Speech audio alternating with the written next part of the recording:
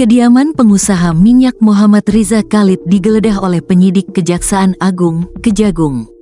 Penggeledahan ini terkait dengan kasus korupsi minyak mentah Pertamina. Adapun Riza Khalid merupakan ayah dari tersangka Muhammad Keri Andrianto Riza. Kepala Pusat Penerangan Hukum Kejagung Harli Siregar dalam keterangan pada Selasa, 25/2, di Jakarta Selatan mengatakan, penggeledahan dilakukan sejak pukul 12 waktu Indonesia Barat.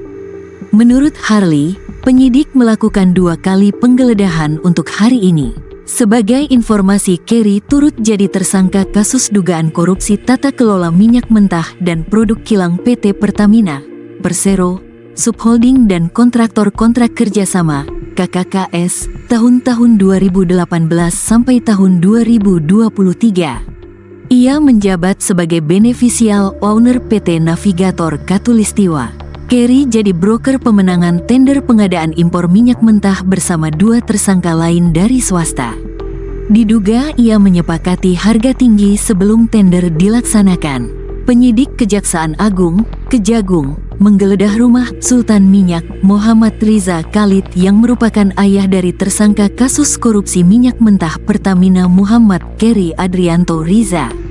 Penyidik sedang melakukan upaya penggeledahan dan ini masih berlangsung karena dimulai tadi sejak pukul 12 waktu Indonesia Barat dan ini masih akan memakan waktu yang lama, ucap Kepala Pusat Penerangan Hukum Kejagung Harli Siregar di Kejagung, Jakarta Selatan, Selasa, tanggal 25 Februari tahun 2025.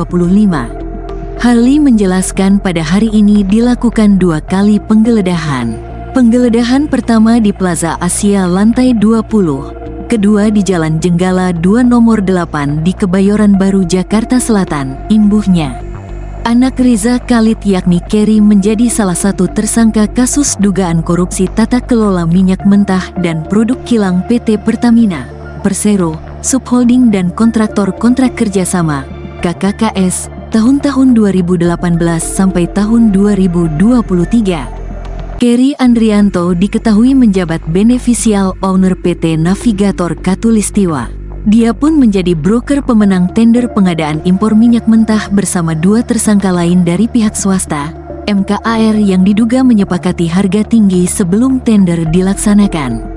Keri Andrianto sudah ditahan tim penyidik Jampitsus Kejaksaan Agung di Rumah Tahanan Negara, Rutan Salemba. Sebelumnya, Kejagung menetapkan 7 orang tersangka dalam kasus korupsi tata kelola minyak mentah dan produk kilang di PT Pertamina Persero, Subholding dan kontraktor-kontrak kerjasama, K3S. Tahun 2013 sampai tahun 2018, Senin, tanggal 24 Februari tahun 2025, malam. Adapun penetapan ke-7 tersangka ini merupakan hasil penyidikan lanjutan yang dilakukan oleh Kejagung dalam kasus dugaan korupsi tersebut.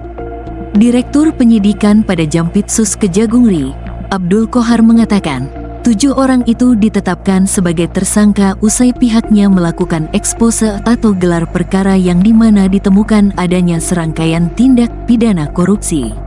Hal itu didasari atas ditemukannya juga sejumlah alat bukti yang cukup baik dari keterangan sedikitnya sebanyak 96 saksi dan keterangan ahli maupun berdasarkan bukti dokumen elektronik yang kini telah disita.